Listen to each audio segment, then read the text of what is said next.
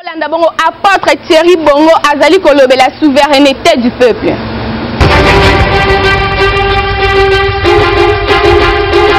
Bana Congo na pesi bino mbote na kombo na Yesu Kristo. Lelo tokolobela likambo ya souveraineté. Bandeko ebele surtout ya gouvernement balobelaka terme souveraineté kaka soki bayoki ba américain bayoki ba français balobi likambo na Congo bango pe ba réagir ote biso toza état souverain mais souveraineté eza nini bana Congo soki toke na histoire muke écrivain moko munene a existaka na ba période ba 1530 à 1596 comme on a dit Jean Baudin un français. La souveraineté est la puissance absolue et perpétuelle d'une république. Aucun pouvoir n'est supérieur à la puissance souveraine qui ne peut être anéanti, n'est pas sans limite. De comme Jean-Jacques Rousseau, Jean-Jacques Rousseau qui est écrivain, philosophe, en même temps musicien, il y a une tournée Kolobabi. Le peuple est le seul détenteur légitime de la souveraineté. Yomona bamboko apoto peuple angasa la marche, peuple angasa likambo. Bako pekisa yete. Tango équipe Léopard et Ganiaka, le peuple abimaka ye moko. Ezaka message moko important. Batinda ka ete, gouvernement tinda ka peuple te, opposition tinda ka peuple te.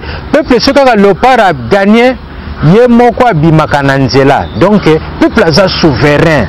Surtout que dans le cadre il y a droit ba juriste ba fungoli matoyi bata la potre d'abord ce qui nzambe pe azako garder souveraineté yemoko nzambe na ba prêtre ne lokwa biso ba potre ba chef ya l'église ba chef de l'église ndenge apôtre Thierry zana zape souverain nzambe pe azana souveraineté wana ba benga kango théocratie mbati misusu oka mutu moko ko poko garder souveraineté mboka nde ba roi et roi à Maroc, aza souverain, ako garder souveraineté, ako décider makamyo so pona Maroc. Wana babenga ngo monarchie.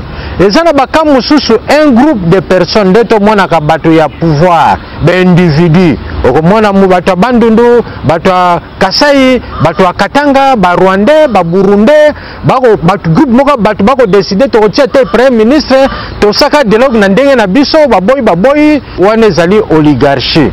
On est vraiment clic moko boye clic ya babandi ezana batu misusu ba biso souveraineté biso to tshongo na niveau ya nation ndo ba bengaka démocratie représentative ya kwa ba pays mususu mona parlement ya likola makamunios mais au mona pe na bakam mususu au mona ba pays mususu ba bité peuple nde ya simbi makamunios ndo ba bengaka démocratie directe peuple esengeli kofungola miso moni to na 5 ministères à souveraineté tozaka na ministère intérieur défense affaires étrangères justice et puis finance parmi les 5 on peut sabino devoir à domicile parmi les 5 ministère moko eza dirigé na mopaya boy bisa potre ministère ngo nini pour une émission to ko sala denga na koloba bogani pio bogani te peuple ozali kolo mutu moko te na Congo akoki ko pekisa yo eza longange ce peuple nyo décider ou ko décider bozali kolo mboko eza yo ata ba droit ne ko bana te pona social boko ba na mikolo eza ko ya